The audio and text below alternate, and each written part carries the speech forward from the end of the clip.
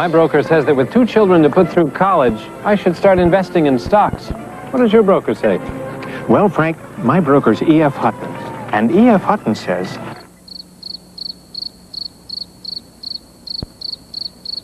When E.F. Hutton talks, people listen. Today, though, we ain't talking about E.F. Hutton. We're talking about President Trump. All right, every time President Trump seems to open his mouth and say something, it moves the markets. We're going to talk a little bit about that. Let's take a look at the big 3 first, though, as we get in some of the other headline news for the week. Prices are steady. Inventory is down, which is natural this part of the year. And then rates are steady all week long.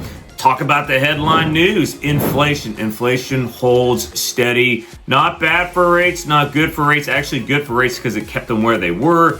We also had existing and new home sales reports that came out this past week. And guess what? They are riding the wave of low rates. Existing home sales up, new home sales are up, so that's good news. We're going to get into why when President Trump talks, markets listen. And then the other question is, should you wait until rates get down to 5%? It's kind of like when you're out, you're surfing and you're waiting for the waves to come in and you pass up a pretty decent wave because you want that bigger wave. And guess what? It doesn't come. They don't get that on that swell or the next swell and you just missed out.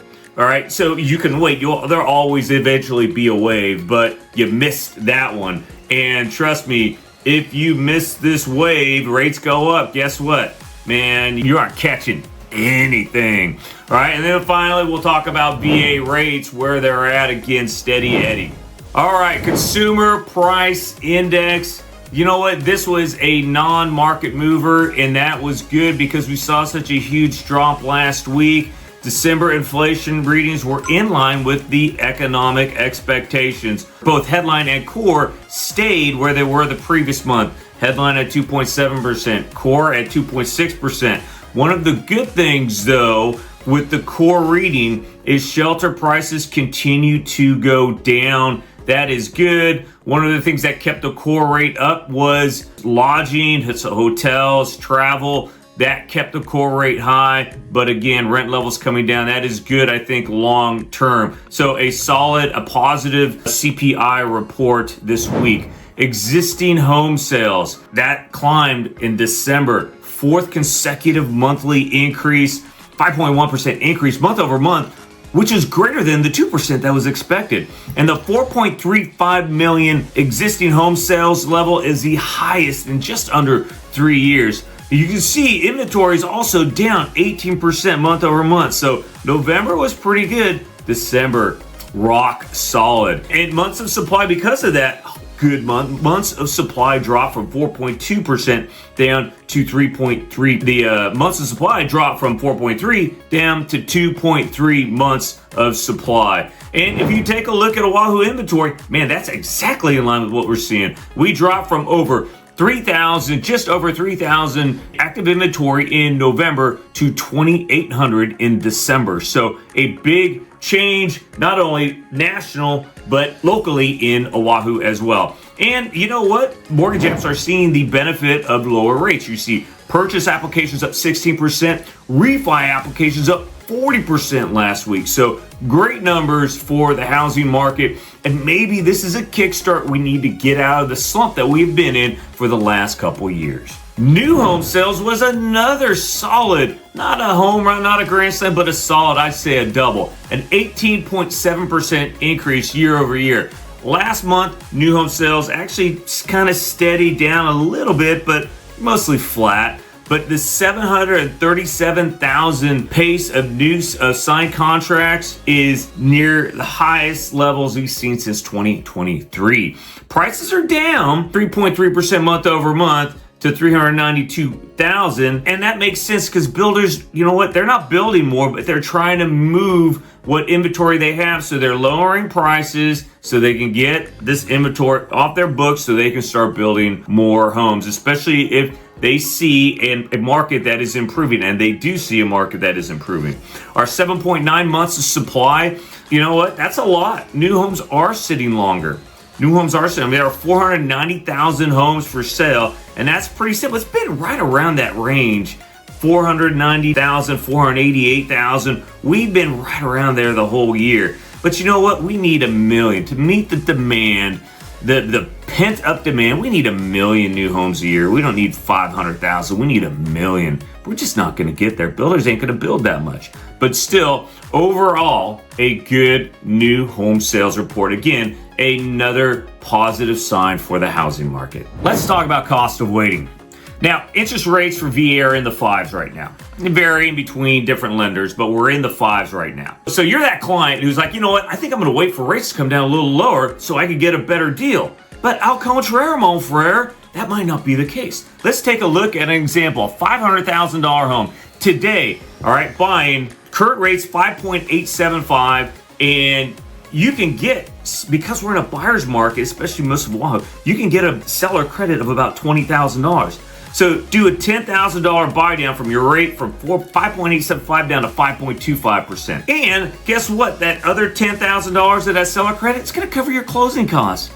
Your buyer's agent, the buyer's agent right now is getting compensated by the seller. Right? The seller's giving a compensation to the buyer's agent, so you're not paying your agent. That $15,000, that 3% that typically goes to the agent, that's not being paid by you, that's being paid by the seller. So you can move into a house, your mortgage payment is going to be $3,700 a month. All right, and guess how much you're going to pay at closing? How much cash to close? Zero. Goose egg, nothing, nada. Now let's say you wait until rates come down to 5.5%. All right, now the market's kind of hot. All right, you're getting a lot more offers on homes. So what kind of rate you're going to get? You're going to get 5.5% because guess what? You're not getting a credit for a buy down. And you know what? You're also not getting a closing cost credit of $10,000. Now, in most cases, I think the seller will still compensate the buyer's agent, your agent, so you won't have to pay that $15,000 to the buyer's agent.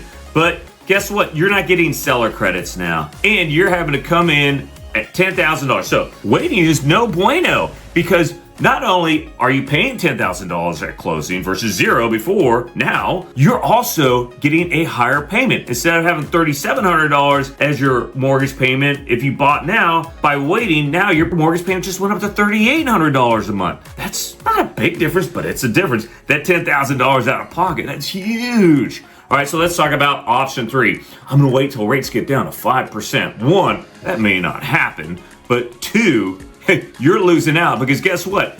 If you wait till rates get down to 5%, that home, that $500,000 home, that's now $550,000. Yep, you got it. Hey, do I got the crystal ball on this? No, but you know what? I follow this pretty damn closely. So now that same home is $550,000. Are you getting a seller credit? Nope. No, you are not. So guess what? The rate you're getting is 5%.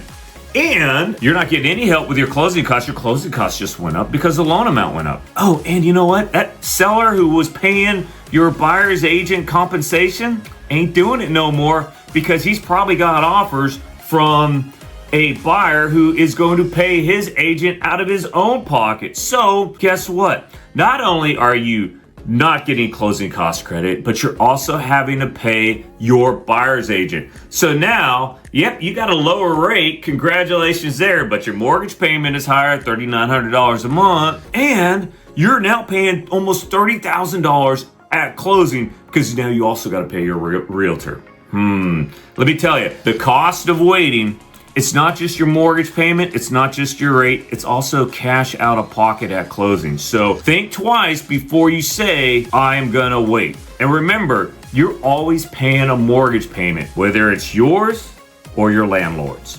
Have you ever noticed the market's joke the second President Trump opens his mouth? It's not a coincidence, and it's not politics. It's psychology. Dude is like E.F. Hutton. When markets hate uncertainty, even a single sentence can move billions of dollars. And love him or hate him, President Trump creates uncertainty like no one else. Case in point, banning large institutions from buying single-family homes, directing $200 billion investment in mortgage-backed securities, and firing Chairman Powell. If you're a homeowner, buyer, or investor, that volatility could feel unsettling, especially when rates and markets are already on edge. Here's what's really happening. Markets trade expectations, not emotions. Trump doesn't speak in hypotheticals, he speaks in outcomes. Policy implications move fast. Trade, taxes, the Fed, geopolitics is worse often single real action. Volatility loves surprise. Markets are allergic to surprises, and President Trump delivers infrequently. Ready? When markets swing, bond yields move. When bond yields move, mortgage rates fall. That's why a headline today can change your rate tomorrow. This isn't about panic, it's about preparation. Understanding what moves markets gives you leverage, especially when timing matters. If you're buying, refinancing, or just trying to stay ahead of rate swings, let's talk strategy, not headlines. Drop a comment or reach out before the next market moving soundball. And let's talk about mortgage rates. VA rates, we are near 1-year lows right now, almost 2-year lows at 5.7 VA. We were really started out like 5.72 and we're like 5.71. So they've gone up and down. Not a lot of change, but there are certain things geopolitical that could move the markets. Something happening in Iran, further incidents in South America. We also have some big reports coming out. The PCE, the Personal Consumption Expenditure Report, comes out. And we also have a Fed meeting at the end of the month. Will the Fed lower the Fed funds rate? Will they keep it the same? You know, I don't know. Sometimes I wonder if the Fed is just going to kind of do whatever they can to piss the president off. We'll see. But there is, I think, a good chance with inflation being where it's at, labor market slowing, that we do see the Fed make a decision to cut the Fed funds rate in January and then maybe hold off for a couple months. All right, that's all I have for you this week. Have a great week. Have an awesome, we're halfway, can you believe we're halfway through January already? Man, time flies when you're having fun.